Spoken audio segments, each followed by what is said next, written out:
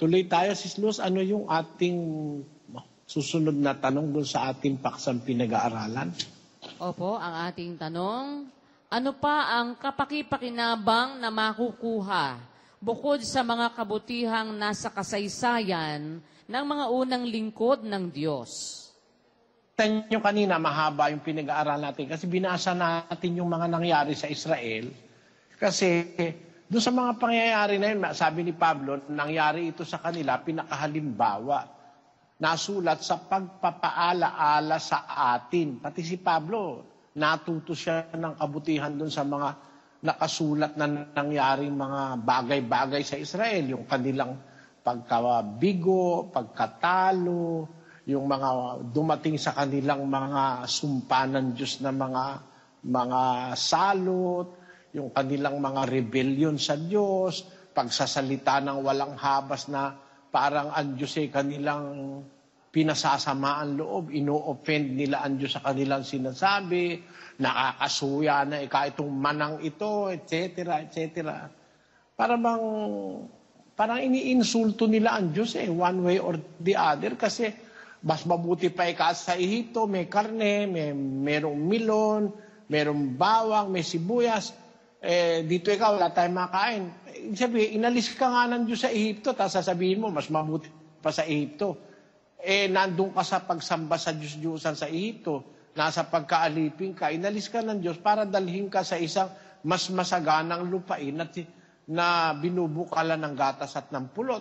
Kaya lang, wala ka pa dun sa lupain. Nandun ka pa lang sa daan papunta sa lupain. Kaya huwag kang maghanap ng karne at saka ng bawang. Paano ka maghanap ng bawang at milon sa disyerto? Walang tutubong milon doon. Parang hindi ka makatwira noon. Kada daldal nila, ang Diyos ang nasasaktan ng kalooban ng Diyos. Nakita mo ba yung aral doon, Sis Luz? Na hindi tayo dapat nagdadaldal pagka nakakaramdam tayo ng kahirapan na para bang sinisisi natin ang Diyos. Nakakasakit ng kalooban ng Diyos yun. Isa sa aral na dapat nating matutunan. At yung mga pangyayaring yun, maraming natututunan doon. Pati yung pagkain nila, nag-umiinom, sumasayaw, nag-iinuman, pagsamba pala sa Diyos-Diyusan yun. Yung pagnanasang kumain ng puro karne, kasakiman pala yun. Mga aral na wala namang nakasulat na letra por letra. Pero yung istorya, pag binalikan mo, may matututunan ka. Pero bukod doon sa mga kabutihang matututunan mo, ano pa ang kapakipakinabang na makukuha natin sa mga kabutihang bukod sa mga kabutihang nasa kasaysayan nung nangyari sa mga unang lingkod ng Diyos? Ano pa ang ating makukuha? Pakinggan nyo, mga kapatid. Sa Roma 15:4. Sapagkat ang anumang mga bagay na isinulat ng una ay nangasulat dahil sa ikatututo natin upang sa pamamagitan ng pagtitiis at pag-aliw ng mga kasulatan ay magkaroon tayo ng pag-asa. Ayun. Bukod pala dun sa kabutihang matututunan natin, yung mga aral, meron pa rin tayong makukuha yung pag-asa.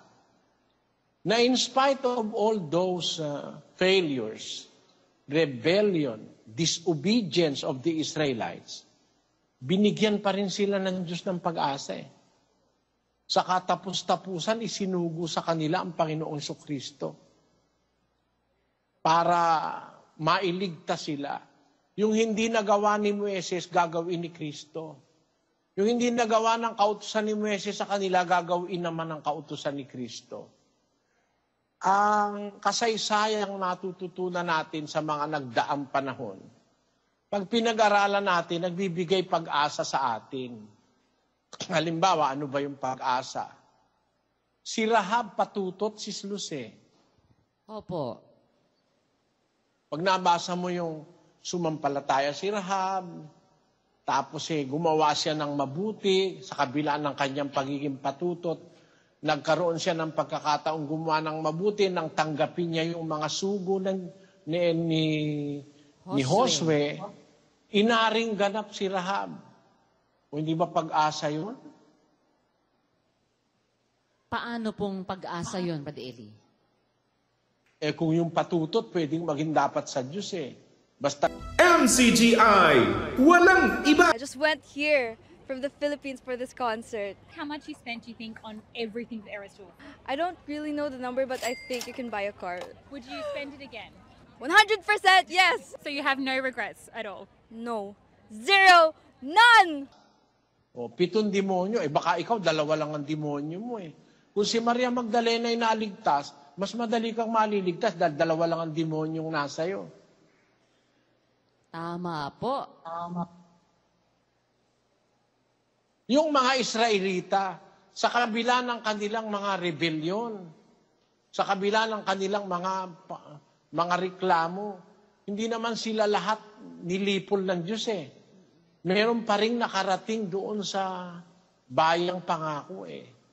O di nagbibigay pala ng pag-asa yun sa atin. Na kung tayo man ay nagkakamali, hindi naman tayo talagang rebelde, natangay lang tayo. Kung tayo man eh nagkakabisala, hindi naman talaga tayo lumalaban sa Diyos, agaya ni Onesimo o ni Onesiporo. Nang mahiwala yung mga taga-Asya, si Pihelio at saka si Hermogenes, napahamak sila. Pero si Onesiporo, sabi ni Pablo, sana kaawaan ng Diyos ang sambahayan ni Onesiporo. Sapagkat madalas niya akong pinagkiginhawa at hindi ikinahihiya ang aking tanikalaan, sabi ni Pablo. Ibig sabihin, nahiwalay na itong si Onesiporo, pero nagbibigay pag-asa pa si Pablo rito sa kanyang sulat kay Timoteo. Ay, naintindihan mo yun? Opo, Brother Eli. May pag-asa nga po si Onesiforo dito sa sulat ni San Pablo na to. Kasi pinapanalangin niya pagkalooban nawa ng Panginoon ang habag ang sambahayan ni Onesiforo sapagkat madalas niya akong pinaginhawa at hindi kinahiya ang aking tanikala. Ayun, tinan mo, nagbibigay pag-asa yan eh. Yung mga taong naglingkod talaga at dumating sa panahon na nahiwalay sa anumang dahilan, Diyos na ang nakakaalam. Ang pag-asa ni Pablo, maaaring pagkalooban ng Diyos yun ang habag eh, Sis Luz. Opo. Diyan sa Pampanga, merong mga tao diyan na talagang nagpaginhawa sa akin. Tinulungan ako nung nag-uumpisa ako diyan. Karamay-damay ko araw at gabi. Dumating ang panahon, nakagawa sila ng mga mali, nahiwalay. In spite nung nahiwalay na, nakagawa na ng matitinding mga kasamaan, dumadating yung panahon, nakakaisip sila, bumabalik Sis Luz. Opo. Kaya ang sabi ko na lang, pahala na ang Diyos sa kanila sa araw ng paghukom. Pero ako, at tubili ako na sila'y tanggapin. Pero tapos yung ikalawang pagkakataon na yun naman, bato hinambalos siya yung bato. Sabi ng Diyos sa kanya, kausapin mo lang yung bato, hinambalos niya Dahil doon sa mga katarantaduhang nakikita niya sa Israelita, yun natutunan ni Pablo yun. Kaya sabi ni Pablo, natuto siyang yung kanyang sarili supilin. Natuto rin ako ron, Sis Luz. Na kahit walang nagsasabi sa akin yung ginagawa kong mali, natuto ako na mag-aral sa pansarili ko, saan ba ako mali, saan ba ako tama, saan ba ako kulang, saan ba ako, etc. Kaya yung mga kasaysayan na yan, maganda yan ang itinuturo nyo sa mga kabataan Yung istorya ni Jacob, istorya ni Jose, istorya ni Samson, mga istorya muna, yun, para sa mga bata, para paglaki na nila, alam na nila yung istorya, at ituturo naman natin yung mga spiritual things na nakapaloob sa istorya. Yan ang batayan, mga kapatid. Kaya hindi lahat ng aral na matututunan natin sa Biblia ay nakaletra lang na direktong sinasabi. Sa pamamagitan ng mga istorya na yun, na nangyari sa kanila, sabi ni Pablo sa 10:11 ng unang Korinto, Sis Luz, Ang mga bagay na ito nga'y nangyari sa kanila na pinakahalimbawa at pawang nangasulat sa pagpapaalaala sa atin na mga dinatna ng katapusan ng mga panahon. Ayun, para tayo paalalahanan.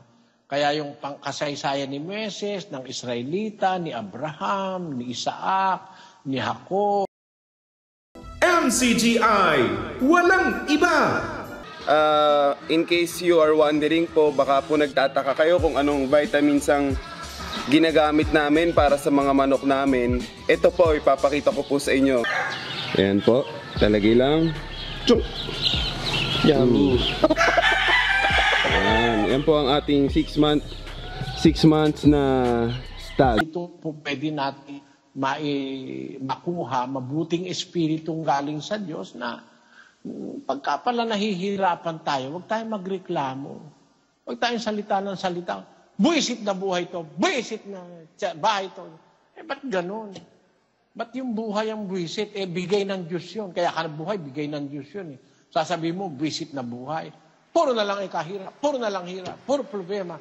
Hindi mo ba alam na ang Diyos ang nasasaktan mo ang kalooban? Isang aral yun na dapat nating matutunan, mga kapatid.